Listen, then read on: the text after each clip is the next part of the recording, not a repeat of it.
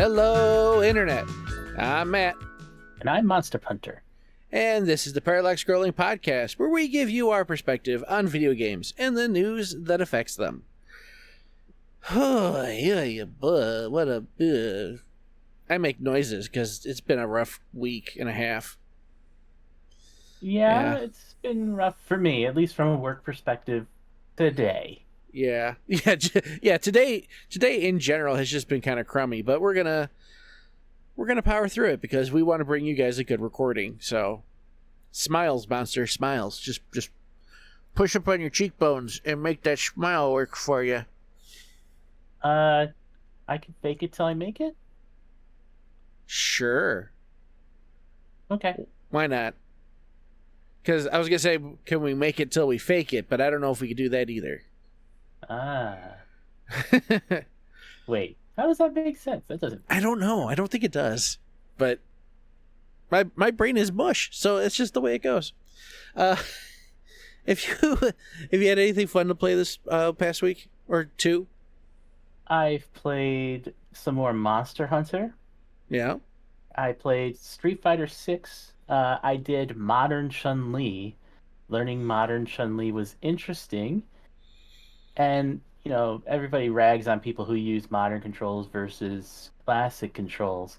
And I'm not opposed to classic controls, but when you see someone at EVO, the biggest gaming or fighting gaming event of the year, rank 6th place with his Modern Chun-Li, you gotta give it a try. And you know what? Oh, yeah.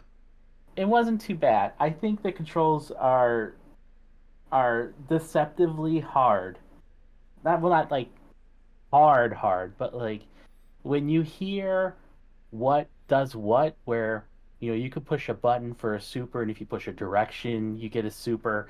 It's actually harder than it sounds in the fact that it's not like just roll your face over the keyboard kind of easy that people want to make it out to be.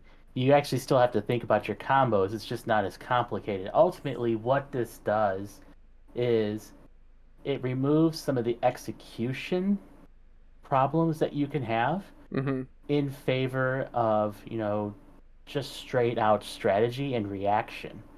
So there's been plenty of times in fighting games I'm like, I know what I want to do. I can counter it. Let's do it. And then my move does not go off because my execution is not good enough.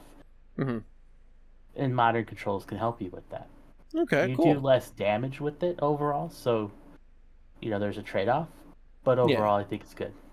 Well, you said something in all that too that happened within this past week or so, that EVO happened. And so before I get into like anything I played this week, I want to know, what are your overall impressions of how EVO was this year?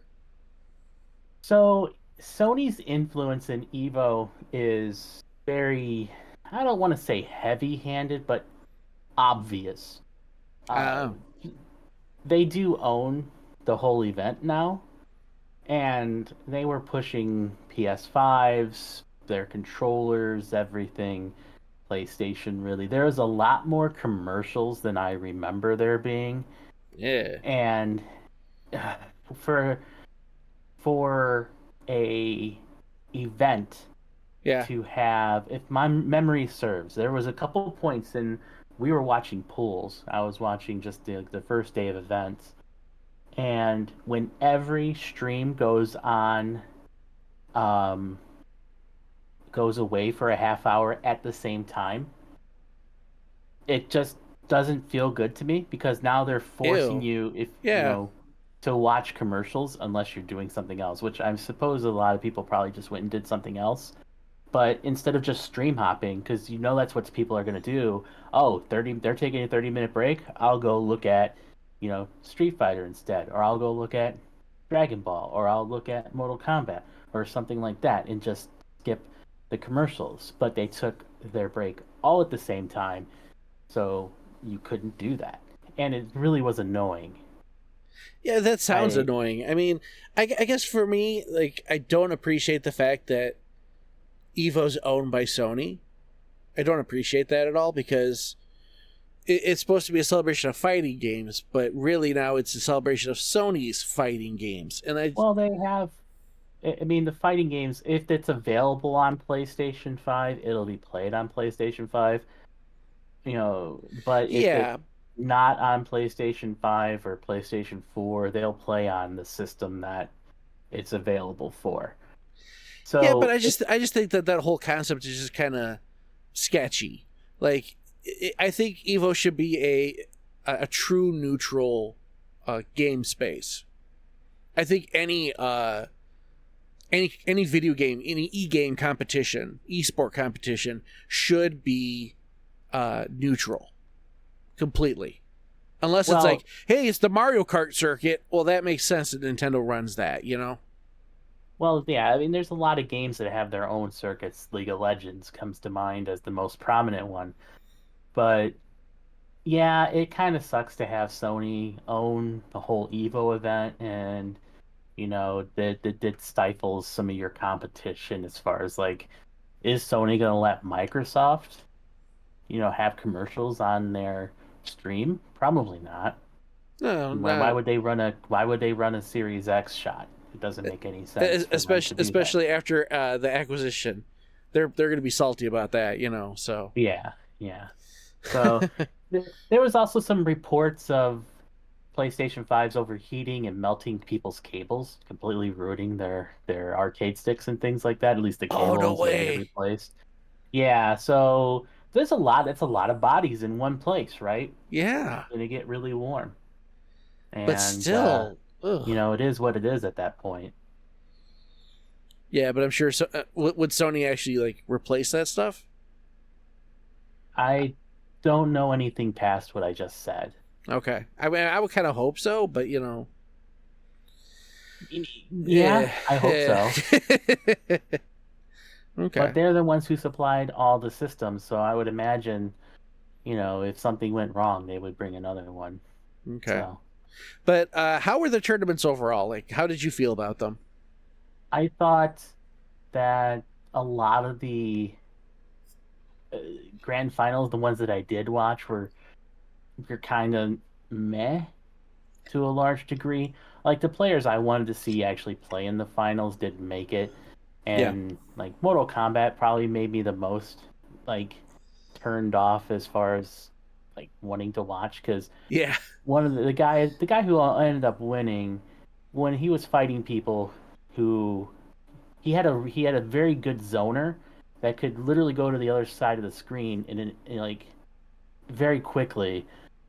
And so if you were playing any character that didn't have ranged abilities and had to get in close to start doing damage, he would just lame you out and just since you take damage when you block in Mortal Kombat, no matter what you block, he just had to get a few like blocks in on you, and he could lame you out and just take you to the end of the time limit and win.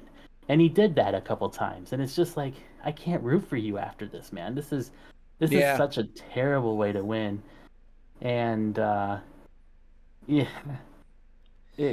so that Mortal Kombat was just really bad to watch, and Okay.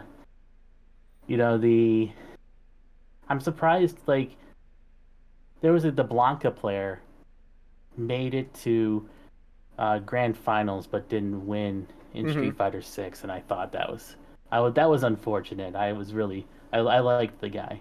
Yeah, I was gonna say like So I don't think Blanca's normally character they take into tournaments, or at least they get very far. So it's kind of nice to see like the rarer characters get in there. yeah, yeah. Yeah, but overall, it's But just kind of a meh experience. yeah, for the most part, for me this year it was. I mean, some of the games were really good. There was the Blind Warrior Sven was the coolest thing about the whole event. He is actually a blind guy playing Street Fighter 6, Okay. and he got a victory on the Evo stage in front Well, of everybody on stream. It was really cool to watch. He just bases everything on sounds, and some of the accessibility options they added to 6, are directly because of him because he played 5. Really cool. oh, He said he doesn't use any of those accessibility options, maybe because he's played it for so long without them that Yeah. it's just too much noise for him uh, to hear everything.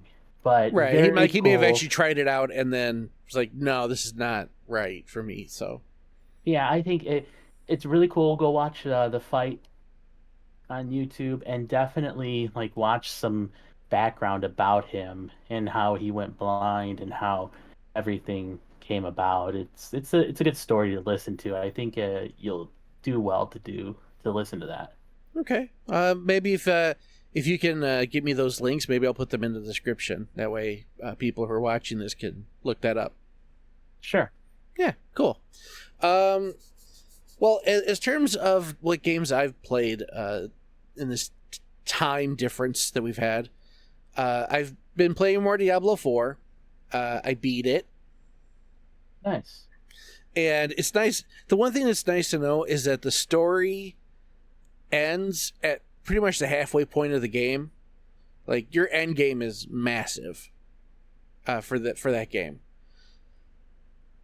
Okay. Well, Overall, eventually I'll get there. yeah, and I'm not going to spoil anything for you, but eventually, there's just you'll want to get to like the higher tiers because that's when things really ramp up to.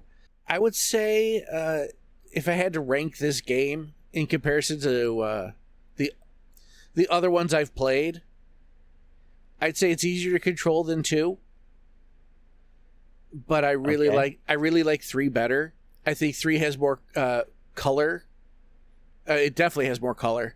Because like whoever thinks that grays and faded browns are a good color scheme really needs to rethink their art direction. It looks boring sometimes. Like if you happen to run through an area and there's not any monsters around, which is few and far between, but when it happens, it's so like bland looking. The game is just bland, and that's it's just as an art style, I don't like that. So I give that up to 3.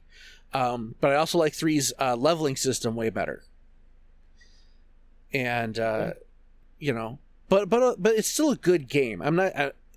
I will never discredit it. I will always have some critique about games I enjoy. So I do enjoy this game, but I do, I do like 3 better. And I've yet to play the season, but I did find this out from a friend of mine who also plays. So in the season mode right now, you can get these things called malignant hearts, and they're like jewels that go in your gear, and they have different like powers and whatnot. Okay. So from him, please comment down below if I'm incorrect. Like correct me if I'm wrong. But he said that when the season's over, those hearts go away. They're just gone, and they're not going to let you carry them on. You will not be able to continue with. So, like, what's the purpose of playing the season then? Well, I hear they put your character in the Eternal then after that, but They do, I've but never. why? Still, if you lose if you lose the whole gimmick of the game, why bother? Why bother doing that? It doesn't make sense. We need some clarification. We need to be sure then. We do. So, any other D4 players who are listening to this, feel free to give us input. Like, comment down below. Let us know what's going on. Because it just sounds messed up.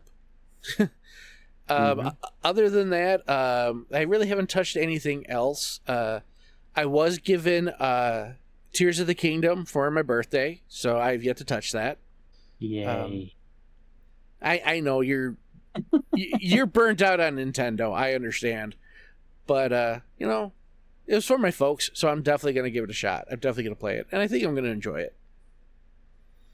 So I'm looking forward to that. But other than that, I've just been playing D4, playing some coloring games where I actually like to just get in there and try and zen out.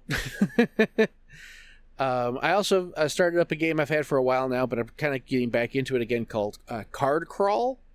I don't know if I've ever told you this one before. No. So it's this unique dungeon crawling experience. As in, like, you are a person who goes into a tavern in a fantasy world. You sit across the table from somebody. The first character is like this giant horned, like, ogre guy. And he has a deck of cards. And you start out with the first class they give you is the knight. So you start off with a character with 13 hit points, and you have nothing else. And what the creature will do is he'll deal out 4 cards, and in those 4 cards, you'll find money, weapons, shields, potions, powers, like abilities, or monsters. And monsters are way more common than anything else in the deck. And each of these monsters has a number value, ranging from 2 all the way up to 10. And your weapons range from like 2 to 7. Same with your shields. And so the whole point is to get through the deck to empty out his hand completely. And I think he has like a full 52 card deck. And so you're trying to collect money, because you will then use that money later to buy extra ability cards. The potions will heal you from the damage you're going to take from the monsters. The swords will help reduce their total hit points. And the shields will block so much damage coming in. And it's not easy. It's really not, but it's fun. I'll have to, maybe sometime I'll like screen share it with you on a Discord call, and you can kind of see what this game's about. Okay. But yeah, it's kind of fun. So, beyond that, I think we should start getting into our news. But before we do, I have another one of my wonderful community questions. Because I've been trying to think of what would be a good one since we had the inverted controller discussion. Which I actually really liked. I really enjoyed that conversation, by the way. Sure you did. It sounded like it. You make fun of me the whole time. No, I mean, no, because it was actually really nice to get your perspective, to finally truly understand why you were so interested in playing inverted. It was very enlightening for me, and I like that. So, okay. But my question this time is backtracking. Do you like backtracking in video games? And I'm not talking about games that like Metroidvanias. It's kind of the point of the game. But like, if you play a game and it does make you backtrack for some reason, how do you feel about that? I would love to have your comments, and we'll read them on the show. So keep that in mind for next time. And I'll try to remember to ask you again. So, okay. But otherwise, we got news, and by news I mean things that are interesting but also not. And so, it was such a wonderful segue like that one. I think it's time that I get on the broken beatdown segue and I drive it in here. A game series I actually enjoy is coming back out. But it's getting the Skyrim treatment. Which one is that? That is Red Dead Redemption. Oh. I love Red Dead Redemption 2. I absolutely love that game. It's very rare do I get to play a game like that and feel so immersed in the world in that way. And plus, I'm a big kicker for Wild West stuff. I love that. So when they announced it, hey, we're bringing back Red Dead Redemption, and we're going to bring back Zombie Nightmare and Red Dead Redemption 2, I was like, oh, that sounds awesome. Here's the catch. They're only releasing them on PS4 and Switch. Yeah. You want to know why? Well, I know why, but let's just talk about, first off, how lame that is, because they're not being remastered. They're not touching up the graphics at all. Yeah. And the reason why it's not coming out on Xbox is because you can already play them on Xbox. No problem. And PC. And PC. Wait, yeah, and PC, I'm pretty sure. Yep. I think you're right. That's lazy. For a company that has that has GTA 5 printing money Mm-hmm. nonstop to And they have the not, hype of GTA 6 coming soon. yeah. I don't understand why they couldn't have done a little bit more to maybe just up the polygonal detail. I mean, they're upping it to 4K, so the resolution will be nice, but some of the even like minor polygonal detail, enhancements would be Yeah. nice, and those weren't done. It's a baffling thing. This is the company that also put out the GTA original trilogy remastered and completely botched that a year ago. Um, Yeah, it's really messed up. Really messed they- up.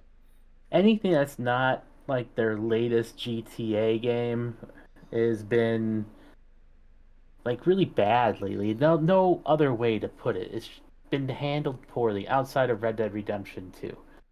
Yeah, Other no, than Red. that, everything's been bad. Yeah, no, I agree. I agree. And actually, we talked about Rockstar before. You and I, obviously not on the show, but you and I have talked about it recently. And before they were bought by Take Two, Rockstar Games had because I used to work in the video game department at Toys R Us. Back when dinosaurs roamed the earth, and but that's when Rockstar first started making a name for themselves. And the reason they made a name for themselves is they were releasing a bunch of titles, but they were purposely charging only $10 for their games. And that was going to be kind of their concept as a company. And then Take-Two bought them, and look what's happened. Yes, they've blown up and they've become really popular, but now all their games are super expensive. Almost Nintendo levels of expensive. Well, that's the other thing too. This Red Dead Redemption is going to be $50 on Switch and PS4. Yeah. It it's not worth it. No, Simply not worth it. no. I mean, you would be better off going to like GameStop and buying Red Dead Redemption 1 and Zombie Nightmare there for like maybe $10 total, and then maybe getting like a $20 copy of Red Dead Redemption 2, and you're still going to get the same graphics and experience. The exact same experience. You're probably going to save yourself money. Yeah, probably. So it's a shame. So But yeah, yeah. $50 for that, juxtaposed against one of the recent releases that is giving you so much value for $60, it's incredible. Baldur's Gate 3. Baldur's Gate 3, I've yet to touch it, but I've seen enough of it that this game is amazing. Yeah, I have not been able to play it yet either. I'm debating if I'm going to get it on PC or PS5. Yeah. However, everything I've seen about the game, it's people were saying that Zelda was like a slam dunk game of the year, and maybe it still is. But I think this blew it out of the water. You think what you are going to say Baldur's Gate? I am. Just because here's my one reason why. That character creation is one of the most in-depth character creation systems ever in a gaming. And the fact that it's basically, Yeah, you really get into those. I really do. And the fact that it bases it all off of D&D. Yeah. I saw somebody they're playing a deep gnome. Now, for anybody who doesn't understand Dungeons and Dragons, a deep gnome is just a gnome, but like they have like dark gray skin and they live like 100 feet underground, and they're like mole people almost. You can make one of those. You can make a whole, yeah, just about anything. Can you make a gully dwarf? No, I don't believe you can. But that's okay because you don't want all your stats to be 2 anyways. That is a D&D nerd joke for anybody who knows. You're welcome. But yeah, no. So Baldur's Gate 3 looks amazing. I remember seeing it before, back when it was in like the alpha, in the beta, and just seeing people play it, and I was like, wow, this looks really good. Mm-hmm. So I'm already impressed just from what I've seen. But You have a story about that, don't you? I do. There's been a lot of developer reaction to Baldur's Gate Mm-hmm. 3 from the AAA community where they are basically afraid of the scope and size of what Baldur's Gate 3 is. Uh, so there's those guys out there saying, do not expect this to be the new baseline for RPGs going forward, or just in general. His name's Nick Fringali, and he is the lead game designer at Lunar Division. He's saying something like that. We have Felipe Pepe. What's interesting is that this basically what Baldur's Gate 2 did too. They had engine and team ready, and then spent 2 years crunching and made the biggest RPGs ever. So they're talking about, you have he's saying that they were kind of helped and things like that. So because they were helped, they can't hold it to this highest standard. That just sounds like lazy excuses. It can be. Yeah. I think that, keep in mind, this is Lyrian Studios. They made Divinity Original Sin and Original Sin 2. Those are mammoth games as well, that are heavily story driven. Right. And so this is really, they were a great team to tap for Baldur's Gate 3. So, but what Baldur's Gate 3 has going for it is something from a breadth of content Mm-hmm. standpoint that if you try to do yourself is just not really easy. So what I'm saying is that I somewhat agree with some of the reaction to Baldur's Gate 3. Do I want games that are massive in scope? Yes and no. Personally, I kind of want some games I like some linear games that have a tailored story and things like that Right. too. But I think these ones are important as well. For instance, Yeah. you have a studio in Lyrian here that is using existing technologies. They're not doing anything new from a technological standpoint. Mm-hmm. They have a team that was building this from 2017 as like 400 people. They also benefit from having Dungeons and Dragons as the underlying IP. Yeah. They didn't have to, in a sense, put tons and tons of effort into developing a world. A world was already there for them. There's so much lore in D&D. So instead of having to create all that, it's already there for you. So if you're going to build something up from the ground like this, you don't have 40 years of D&D behind you to build off of. You're not using a system that is already in place, like 5th edition. Yeah. Of Dungeons and Dragons, which is the underlying engine to a lot of what's going on here. So, yes, I can kind of agree with some of the other AAA developers from that standpoint, because building that up from the ground up that would be a Herculean task and not a good use of everybody's time. Yeah, I guess I was coming at it from a different angle though, in that the way they were saying things to me sounded like they're saying, don't expect all these games in the future to come out complete. Don't expect. Well, that's a different. That's okay. what it felt like. That's what it felt like from what I was understanding, because it definitely felt like there's just that whole idea of, because Baldur's Gate 3, there's everything's there. Literally everything is there. And so to have developers come out and say, yeah, don't expect this kind of stuff in the future, just sounds like, yeah, don't expect me to put in the effort to give you a complete game right away. And so that's different. Right. That's a different conversation than what I was getting at. Okay. When it comes to loot boxes and buggy games at launch and, expansion packs that are like crazy, that's not something Lyrian has really done. There may be an expansion for Baldur's Gate 3 in the future. I don't know. Because the PC games in the past, I believe, have had expansions. So that might happen, but it's like one expansion. The idea that it has none of those things in it. It's selling like crazy. It's $60 game. Mm-hmm. None of the AAA bloat that you see nowadays is an amazing thing. And I think if everybody embraces a game like this, like the RPG community, maybe even people outside RPGs, maybe developers will I don't know if say finally see, but will see the value in creating games that don't have all these things and people still being rewarded for them. In other Mm-hmm. words, the suits aren't making all the decisions at Lyrian Studios from what it feels like. The That's people who rare.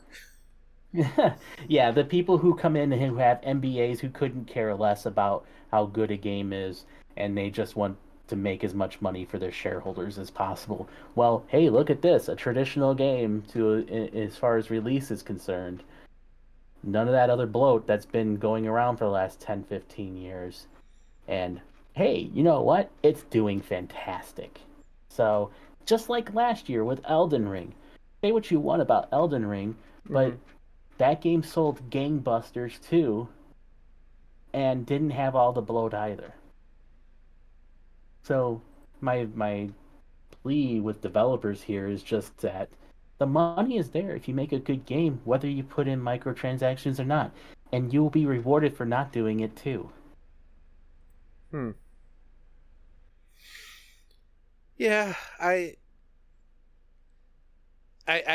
can see everything you're saying there. I don't know. I guess I'm always just thinking of video game big business being like, don't expect amazing to come out of what we're going to do. We're just going to make a game and then charge you $50 for every single point of DLC. That's just what I see. I'm sorry. I'm Well, bitter. I'm pessimistic. yeah, I mean, live service games. While I've played live service games, I think are starting to become a bane on the industry. And a lot of them are failing, and rightfully so. I mean, the idea that a game will dominate your time as much as possible and use tricks that are psychological in nature, like FOMO, the fear of missing out. I didn't play through the battle pass, I missed out on this skin. Yeah, Is just it's just terrible. It's not good for gaming in my opinion. it's and actually And it comes back to what I was talking about earlier with Diablo 4. Like the seasons. yeah, Like, oh, I'm going to miss out on the season. I'm going to miss out on the cool thing. And I guess looking at it in hindsight, that may be why they're saying, yeah, you don't get to keep these malignant hearts or whatever buffs. You're not going to keep those going forward because we're never bringing them back. So it's not fair to later players. So I can see that as a good thing. But at the same time, that also makes me wonder why you'd even bother doing that in the first place. I think Yeah, that a game with the breadth and scope of Baldur's Gate 3 is not necessarily a bad thing. right. Um, I mean, maybe you make a game where there's not as much choice as Baldur's Gate 3, but you can make something that still has like tons to do. And from what I understand, it's not like an endless grind like going to a I'm gonna raid this bandit camp. Oh, the bandits are gonna fight me. I kill the bandits. Where's the next bandit camp? Oh, they're gonna go fight me and kill me, or try to kill me. And it's not. I like Assassin's Creed, but there's a lot of bad things about the latest releases of Assassin's Creed, Yeah. and that's one of them. You go the bandit camps. You go to the bandit camp. It's the same dang thing every time. You kill the bandits. Yeah. So I hear that's not the case in this game either. So I'm actually really looking forward to playing I it. am too. You know what game I'm also looking forward to playing? What's that? It's an RPG, just like Baldur's Gate 3, except it's not. Um, WrestleQuest. Uh, so WrestleQuest is a RPG that's based off professional wrestling and has actual professional wrestler icons in the game, and it was going to come out this last week, but it got delayed. The reason it got delayed is because the studio found a save destroying glitch. Good on them. Good on them. And you know what? This isn't going to be like hey, we found this, we're going to delay it for another 3 quarters. No, it's coming out on the 22nd. It's just getting pushed back a little bit. A small pushback is much better than, I think it's 2 week. It's a 2 week pushback. I would much rather take a 2 week pushback on a game than some of these other games have been like, yeah, we're going to release tomorrow, but not really. We're going to release in July of 2075. Like, don't do that to people. Just don't. So, yeah, we'll all be dead by then. Exactly. So, but yeah, so I'm going to look forward to playing WrestleQuest, and I think I'm going to make you watch me play. Oh boy! Speaking of things that I don't want to do, Netflix is now going to be streaming video games. Yeah. You know what? If they interrupt a game to give you that "Are you still here?" little quote selection, I'm going to be annoyed. Well, I from the looks of it, like, you have to use your phone if you want to interact with your TV. And how are they solving the latency issue that has plagued cloud gaming so far? My understanding is that the NVIDIA solution has been the best at combating cloud gaming lag. Yeah. Well, before you go further into that, why don't you, for anybody at home, explain what Netflix is doing exactly? Well, they're going to allow you to stream games over their app, and it's going to be compatible with a range of devices, from PCs to Chromecast to Fire Sticks, among other things. Now, is this going to be like their own games, or is it going to be like it's their own games, from what I can tell? I was like so, we're going to stream Street Fighter 6. How? How? Poorly. Yeah, exactly. That's what I want to know. But, okay. So my message to everybody is, don't look forward to that. All right. Yeah. But what you can look forward to, maybe, is a PS5 Slim. There is a video that came out from BWE showing a PlayStation Slim, and I'm not convinced it's real. I'm not convinced at all, because I follow leaks, and all the leaks have been a PlayStation 5 Slim is coming, but it has a detachable hard drive. This video does not have a detachable hard drive. It's basically just a slightly smaller version of the one that we have now. I don't know. I like this one image of a PS5 Slim. It looks like a laptop that's closed. Yeah, I wouldn't believe that one. Yeah. But it's literally like, it's the same thing. It had like the disc version with the bump on it and things like that. It doesn't make any sense to me based on all the leaks and things that I've heard, and it's been consistent. That's what it consistently said, that it's a detachable hard drive. Consistent. That's not what this is. Yeah. So I'm not convinced, and it's not really all that much smaller.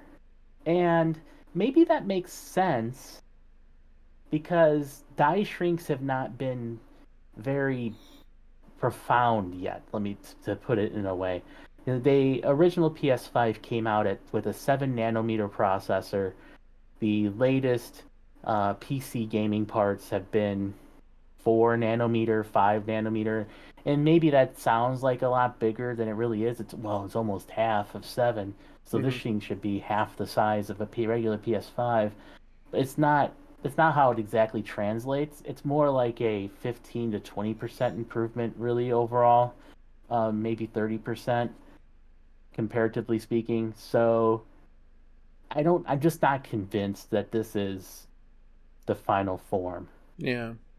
I do admit, though, I'm kind of enjoying looking at all the different like images from articles about what it looks like and what their ideas are.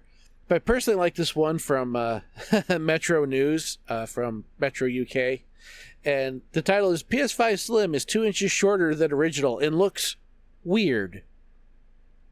Have you seen the first PS5?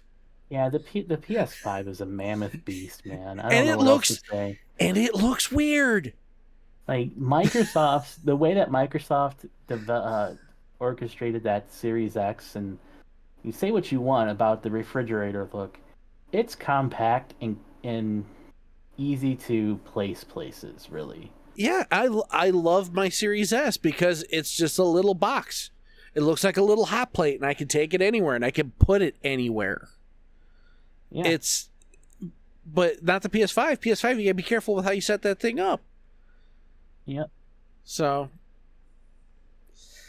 oh, You have anything else? I don't. Do you want to go over this list or no? Do you want to save that for another time?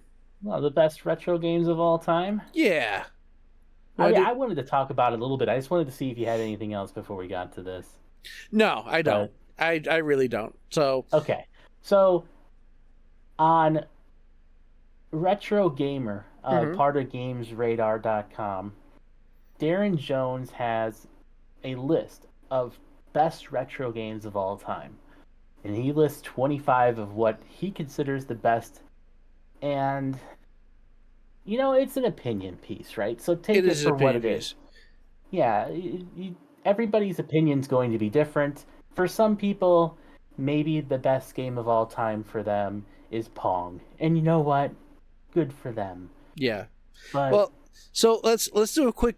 I want to do a quick, super quick, brief rundown of his list, and just see if you agree with these games even being on the list. Okay, how about that? You name them. I'll say in or out. Good. Here we go. Castlevania Symphony of the Night. In. Yep. Outrun 2006 Coast to Coast. Out. Okay. Shenmue. Out. Out. I agree too. Elite. Out. Only because I never played it. Yep. Same here. The Secret of Monkey Island. Probably in. Never played it, but I hear the fan base is pretty rabid. Yeah. R-Type. Out. There's better ones out. There's better shmups out there. Yeah, I agree with that. Grand Theft Auto Vice City. For me personally, out. But as far as like a list is concerned, I know how popular GTA is. I know how popular GTA is, but this one in particular would be out for me. I guess if this is an opinion piece, it's my opinion. It's out. Yeah, it's out. I would rather have GTA 1 or 2. Well, there you go. Those games were awesome. This one I already know is in for both of us. Streets of Rage 2. Yeah, so that goes without saying. Yeah, that's in. Half-Life 2. I never got to play it, so... Me either. I'll remain... how do I put it? Meh. Not meh, but prefer not to comment. Okay. Just no comment. Well, we'll defer on that one. GoldenEye 007. That's out. I am never been a huge fan of GoldenEye. The multiplayer was fun, but it was overall just not the best game. It was overrated even in its time, in my opinion. I agree. Sonic the Hedgehog. That's in. And the fact that it's at 15 is a complete travesty. I agree. Final Fantasy 7. That one's probably... while not my favorite Final Fantasy, it's definitely in. Yeah, no, I agree. Legend of Zelda: A Link to the Past. Probably in. Yeah. I did like Zelda once upon a time, so I'll leave it in. That one is very iconic for me, so I will say that one's in. Metal Gear Solid. Out. Okay. Yeah, I would say if I had to put a Metal Gear in here, it would be Metal Gear. It'd be the very first one. The Nintendo one? Yeah. That's out for me too. Just the whole series is out. Okay. Well, Shadow of the Colossus. No comment on this one. I never played them, so I can't really give it a reasonable opinion. Okay. Super Mario Kart. That one's a toughie. That is a toughie. I think in because it started something that has blown up. People love Mario Kart. If I was to pick a racing game, Gran Turismo's in before Mario Kart for me. Yeah, I can see that. All right, Halo Combat Evolved. Oh, dude, there's no question that's in. Yeah, that's definitely in. That's a great one. Street Fighter 2: The World Warrior. Street Fighter 2 has to be in. There's no question on that one either. I guess the other question we'll need to define at some point is what's considered retro at this point in time. PS2 back seems to be what this list is based on. I would, as much as I like Street Fighter 2, I would rather have Street Fighter Alpha. Street Fighter Alpha 3? Yeah. Alpha 3, Alpha 2, Alpha 1. I like those. I liked Alpha better. Yeah, I can understand that. Yeah. I think all those are great. Oh, yeah. Okay. Yeah, go ahead. But like from a pure fighting game standpoint, if we're going to use that as the bar, I mean, like I think Street Fighter 2 deserves to be on the list, but my favorite classic fighting game is probably Capcom vs SNK 2. Yeah, that was a good one. All right. Yeah, okay. Well, I'll agree with you on there. Super Mario 64. It's out for me. I've never been a big fan of it. It's out only because there are far better 3D games. And even though it might have helped set the tone for 3D games, I don't think it's that amazing. Yeah. Yeah. Tomb Raider. Out. I agree. Nothing more to be said about that one. Just out. The newer ones were far better. Yes. By and large, yeah. Yeah. I don't even understand why people like that game in the first place, even back in the day. Yeah. I had it for Sega Saturn because everybody seemed to be picking it up at the time, and it just is not a good game. The controls are bad, and it just doesn't feel right. Yeah. Oh, I agree. Resident Evil 4. That's in. That's totally in. That better be in. I'd be mad if it wasn't in. Tetris. Tetris is in. Tetris is in. In fact, I'm kind of upset that it's this low. Yeah, 4? You think it should be higher? I think it should be higher. I think it should be at least 2. Or 2 or 3. I think it should be 2 or 3, not 4. Okay, well, I mean, it's definitely in. Yeah. Super Puzzle Fighter 2 Turbo is my favorite puzzle game. Dr. Robotics Bean Machine. They have a whole bunch of that one's good too. Yeah, it is. I mean, well, that's Puyo. Actually, have you ever played Puyo Puyo versus Tetris? Yes, we played it at a friend's house. And that's really fun. That's really fun. All right, Doom. That's in. That's in. It has to be. It started the whole genre. I think so. Yeah. All right, this is where we might differ, may or may not differ. Legend of Zelda: Ocarina of Time. This one's hard for me because at one point it was like my favorite Zelda game, and now I can't really play Zelda games because I'm just not into them anymore. Yeah. It's probably in just from a historical standpoint, but would I ever play it again? No. It is 100% out for me. Okay. Just because you didn't like it at all, huh? I could not get into it.